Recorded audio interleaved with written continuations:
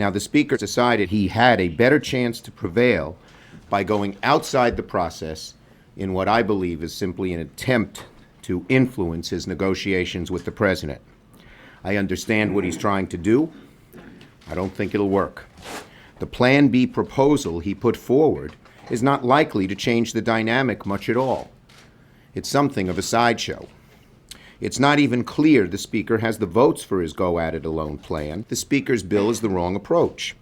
For starters, it gives huge tax breaks to the wealthy, an average of $50,000 per millionaire. This is in large part because it shields those making over $1 million from the PEP and PEAS provisions that we think should go back into effect on top earners. So the bill's not a true decoupling of the Bush tax cuts. Even worse, it raises taxes on the middle class.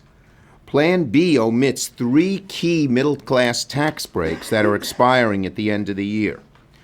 The American Opportunity Tax Credit for college tuition costs, that's something I wrote.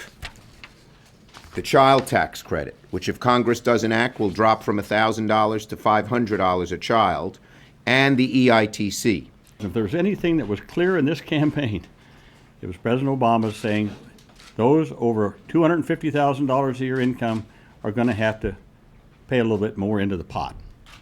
That was very clear, and he won overwhelmingly on that. Let's be very clear about the impacts of Speaker Boehner's plan.